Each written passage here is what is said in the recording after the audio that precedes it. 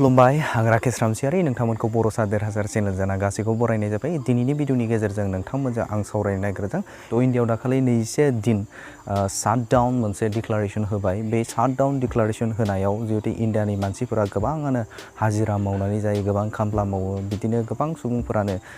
पार day माने दिनै हाजिरा मावबाय गाबोन जाबाय बिदि सुबुं जिउ खांनाय सुबुंफोर गोबां दङ दा बे लेखायै इन्डियायाव जिहेतु शाटडाउन होबाय न'खराव गुबुन जायगाफोराव सुबुंफोरा थांनो हाला बै जायगायाव थांनो हाला हाजिरा मावनो हाला जायनि जुनै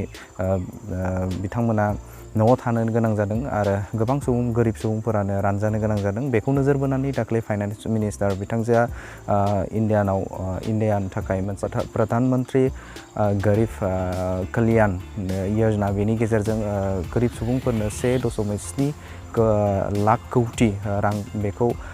गोरिब सुबुंफोरा रेशन होनाय जागोन थ' बेनि सोमोन्दै आं दिनै सावरायनो नागिरदों बे रेशनाव जों मा मोनगोन बेखौ नोंथांमोनजों आं सावरायगोन थ' सरासनस्रायै बै गोरिब सुबुंफोर जाय गोरिब सुबुंफोरा हाजिरा मावनो मोनाखै जाय गोरिब सुबुंफोरा दिनै खामानि मावनो मोनाखै बिथांमोना न'आवनो थानो गोनां जादों न'आव हाबसोना थानो गोनां जादों दा बेफोर सुबुंफोरनो नैबे 1.7 लाख कौटि रांखौ बाहायनाय जागोन रेशन होनाय जागोन बिथांमोननो थ' अब्ला मा होनाय जागोन बेवहाय स्पेशेलि बेवहाय माइरं दालि आटा बेखौ होनाय जागोन थ' नोंथांमोननो आङो बेखौ फोरमायगोन दिनै आं भिडिअनि गेजेरजों सावरायनो नागिरदों अब्ला बेखौ जोङो माबोरै मोनगोन बेखौबो नोंथांमोनजों आं सावरायगोन बेखौ जों सरासनस्रायै नैबे सिभिल एडमिनिस्ट्रेसन नैबे एसडिअ सिभिल एसडिअ बेफोरनि जोहै आरो नैबे समबाय समितिनि गेजेरजों जेराव नोंथांमोना मोनथिखागौ नैबे गामि कन्ट्रलार दखानफोर दङ बेनि गेजेरजों बेखौ होनाय जागोन थ' बेवहाय जाय बिथांमोना रेशन कार्ड गैया बिथांमोनाबो मोनसे जिहेतु गोरिब खायसेनाव रेशन गासिनावबो गैजोबा नाथाय बिथांमोना नैबे एप्लाइ खालामनायनि गेजेरजों बा बिथांमोना नैबे जाय बिथांमोना रानगोन बा सिभिल एडमिनिस्ट्रेसन आरो नैबे एसडिअनि गेजेरजों सिभिल एसडिअनि गेजेरजों डिसिनि गेजेरजों सावरायनानै बेखौ नोंथाङा बे सुबिदाखौ लानो हागोन थ' बेवहाय 80 कौटि गोरिब सुबुंनो बेवहाय माइरं आरो माइरं नङाब्ला नैबे आटा 5 केजि करै पार पार्सन 3 दाननि थाखाय बेखौ होनाय जागोन आरो लोगोसेनो बेजों लोगोसे नैबे दालिखौ 1 किल' करै पार पार्सन बेवहाय 3 मासनि थाखाय बेखौ होनाय जागोन आरो लोगोसेनो बेवहाय 8.69 कौटि सुबुंनो नैबे प्रधान मन्त्रि सन्मान निधि जेराव नोंथांमोना मोनथिखागौ बेवहाय प्रधान मन्त्रि नैबे जाय आबादारिफोर बै आबादारिफोरनो 2,000 करै रां होनाय नोंथांमोना मोनथिदों बे बोसोराव 3 किस्ति करै दा बेखौ नैबे 3 मासनि थाखाय मास मोनसेयाव 2,000 करै मास मोनसेयाव 2,000 करै 6,000 होनाय जागोन बेखौ एप्रिलनि फार्स्ट उइकआव बेखौ गिबियाव मोनजेननाय जागोन थ' बेबायदिनो बेखौ 3 मासनि थाखाय बेखौ होनाय जागोन आरो जाय बिथांमोनाव प्रधान मन्त्रि सन्मान निधि नि एकाउन्ट दङ बिथांमोनाव सिदायैनो बिथांमोननो बेखौ होनाय जागोन जाय बिथांमोना एमरेगानि नैबे एकाउन्ट दङ बेवहाय गासै 13.62 सुबुंफोरनो बेवहाय साफायाव नैबे 202 करै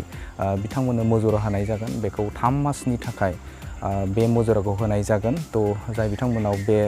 एकाउन्ट दङ थामहिनबा नैबे जब कार्ड दङ बिथांमोना बे सुबिदाखौ मोननो हागोन आरो लोगोसेनो जाय बिथांमोना गोरिब सुबुंफोर पेन्सन बोराय बुरै आरो लोगोसेनो बेंगुरि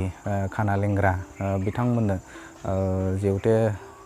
दिव्यांग जायखौ बुंनाय जायो दा बिथांमोननो थाखाय 1,000 रां होनाय जागोन आरो बेखौ नैबे 3 मासनि थाखाय बे 1,000 रांखौ होनाय जागोन थ' नोंथांमोना जाय बिथांमोना नैबे बोराय पेन्सन बुरि पेन्सन मोनो दा बिथांमोना बे सुबिदाखौ मोननो हागोन आरो लोगोसेनो जाय बिथांमोना उइमेन नैबे जन धन एकाउन्ट दङ जाय बिथांमोनाव नैबे आइजो जन धन एकाउन्ट दङ दा बिथांमोनाव बै आइजोफोरा जिहेतु आदुंगारि जायखौ जों बैसो जानाय होनना बुंदों दा बिथांमोननो साफायाव 500 करै रां होनाय जागोन आरो बेखौ 3 मासनि थाखाय होगोन गासै 1,500 रां बिथाङा बे सुबिदाखौ मोननो हागोन लोगोसेनो जाय बिथांमोना उजाला नैबे गेस कानेक्सन दं बिथांमोननो बेखौ नैबे उजाला गेसनि जोहै बिथांमोननोबो बे सुबिदाखौ होनाय जागोन माने गेसखौ फ्रि मोनगोन बिथांमोना नैबे उजाला जायनाव एकाउन्ट दङ थामहिनबा नैबे कानेक्सन दं बिथांमोना बे सुबिदाखौ मोननो हागोन गासै 8 कौटि सुबुंनो बे सुबिदाखौ होनाय जागोन लोगोसेनो